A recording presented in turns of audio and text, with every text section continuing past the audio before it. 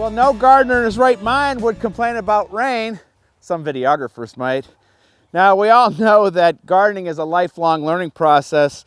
I went and saw Brent Heath from Brent and Becky's Bulbs speak at the Pittsburgh Botanic Garden and found out that for 30 years I've been doing the wrong thing when I'm making vases of daffodils by cutting them. They are to be picked at the bottom, and I'll show you why. When you get all the way down to the bottom, you just kind of pull up, and instead of a hollow stem, you're getting this kind of solid stem, which will suck up the water. I'll tell you what, it's going to make these flowers last a lot longer in the vase, and I'm going to make a beautiful arrangement in there today. Now I'm going to go around the garden and pick some really nice ones, and then join me back here. We're going to see if that fig tree survived the winter. Well, I do not have high hopes for what's going to be underneath here. That was a tough winter. I wrap this fig tree every year, and last year we actually had figs on it when I pulled off the straw and the layers I have around it, so we'll see. You know, it's so funny. I've tried to read so many different things, trying to find out about when everybody is uncovering their fig tree, and everybody does it at a different time. So last year I think we waited too long. This year, we'll see if I can figure out how to do this. Well, that was easy.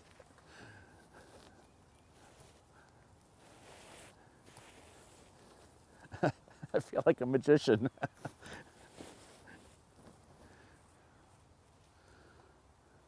Oh, that's not good.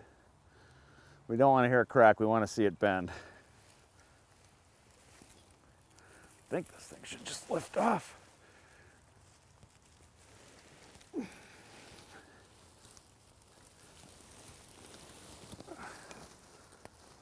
All right.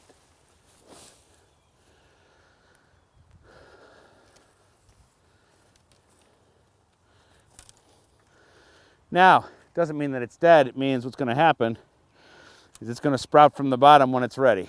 So I'm going to go get my pruning saw and take it down, and we'll just hope for the best that we'll get figs this year.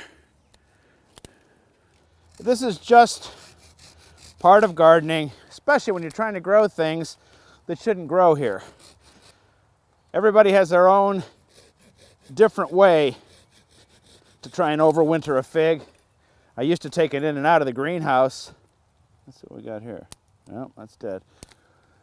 But this variety called Chicago Hardy is one that oftentimes will last the winter. And I'm hoping, as I said, that we'll get some sprouts from underneath. It'll come up, and then we'll see. If not, we'll just replace it with something else. I love lilies. They are the queen of the summer garden. Some bulbs, like daffodils, are planted in the fall. But lilies are great to go in the spring. Go in right now, and the trick is to plant them deeper than you would plant a daffodil. Daffodils are about 3 times as deep as the bulb. Lilies love it deep. And you know what I use to plant bulbs? These are from bulbs.com. We're going to give them a try, and I can't wait to see what they look like this summer. And this is some good soil, boy, I'm telling you. We're going to get them down there as far as we can get them. And check that out. Bulb looks good. Going to put quite a show on in front of the flower bed. Okay, I've got 6 or 7 left. I got to find a spot for them. This bed's full. I'm going to put those in and show you a couple of the things here in the garden. The only place that I can grow tulips are in the fenced-in vegetable garden, because tulips are deer candy.